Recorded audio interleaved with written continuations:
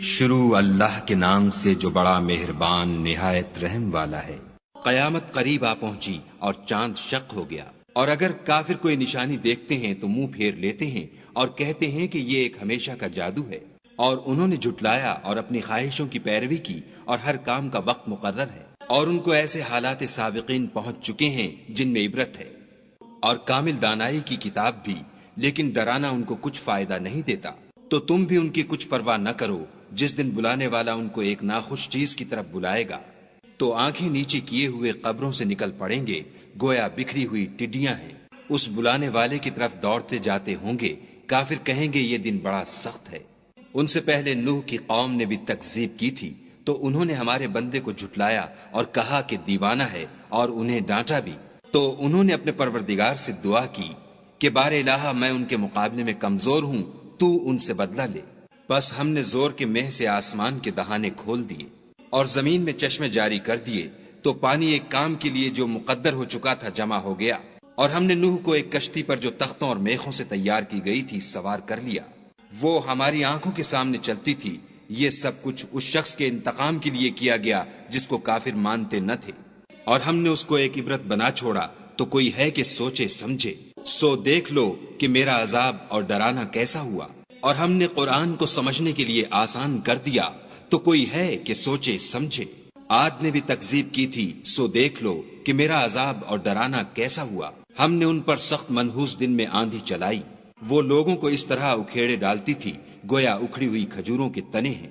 سو دیکھ لو کہ میرا عذاب اور ڈرانا کیسا ہوا، اور ہم نے قرآن کو سمجھنے کے لیے آسان کر دیا ہے، تو کوئی ہے کہ سوچے سمجھے۔ سمود نے بھی ہدایت کرنے والوں کو جھٹلایا اور کہا کہ بھلا ایک آدمی جو ہم میں سے ہے ہم اس کی پیروی کریں؟ یوں ہو تو ہم گمراہی اور دیوانگی میں پڑ گئے۔ کیا ہم سب میں سے اسی پر وحی نازل ہوئی ہے؟ نہیں، بلکہ یہ جھوٹا خود پسند ہے۔ ان کو کل ہی معلوم ہو جائے گا کہ کون جھوٹا خود پسند ہے۔ اے صالح، ہم ان کی آزمائش کے لیے اونٹنی بھیجنے والے ہیں، تو تم ان کو دیکھتے رہو اور صبر کرو، اور ان کو آگاہ کر دو کہ ان میں پانی کی باری مقرر کر دی گئی ہے، ہر باری والے کو اپنی باری پر آنا چاہیے۔ تو ان لوگوں نے اپنے رفیق کو بلایا اور اس نے اونٹنی کو پکڑ کر اس کی کونچیں کاٹ ڈالی۔ سو دیکھ لو کہ میرا عذاب اور ڈرانا کیسا ہوا۔ ہم نے ان پر عذاب کے لیے ایک چیخ بھیجی، تو وہ ایسے ہو گئے جیسے باڑ والے کی سوکھی اور ٹوٹی ہوئی باڑ۔ اور ہم نے قرآن کو سمجھنے کے لیے آسان کر دیا ہے، تو کوئی ہے کہ سوچے سمجھے۔ لوط کی قوم نے بھی ڈر سنانے والوں کو جھٹلایا تھا، تو ہم نے ان پر کنکر بھری ہوا چلائی، مگر لوط کے گھر والے کہ ہم نے ان کو پچھلی رات ہی سے بچا لیا۔ اپنے فضل سے شکر کرنے والے کو ہم ایسا ہی بدلہ دیا کرتے ہیں۔ اور لوط نے ان کو ہماری پکڑ سے ڈرا بھی دیا تھا، مگر انہوں نے ڈرانے میں شک کیا، اور ان سے ان کے مہمانوں کو لے لینا چاہا، تو ہم نے ان کی آنکھیں مٹا دیں۔ سو اب میرے عذاب اور ڈرانے کے مزے چکھو۔ اور ان پر صبح سویرے ہی اٹل عذاب آ نازل ہوا، تو اب میرے عذاب اور ڈرانے کے مزے چکھو۔ اور ہم نے قرآن کو سمجھنے کے لیے آسان کر دیا ہے، تو کوئی ہے کہ سوچے سمجھے۔ اور قوم فرعون کے پاس بھی ڈر سنانے والے آئے، انہوں نے ہماری تمام نشانیوں کو جھٹلایا، تو ہم نے ان کو اس طرح پکڑ لیا جس طرح ایک قوی اور غالب شخص پکڑ لیتا ہے۔ اے اہل عرب، کیا تمہارے کافر ان لوگوں سے بہتر ہیں، یا تمہارے لیے پہلی کتابوں میں کوئی فارغ خطی لکھ دی گئی ہے؟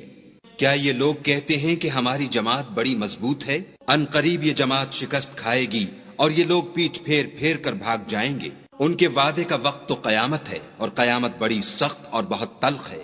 بے شک گناہ گار لوگ گمراہی اور دیوانگی میں مبتلا ہیں۔ اس روز منہ کے بل دوزخ میں گھسیٹے جائیں گے، اب آگ کا مزہ چکھو۔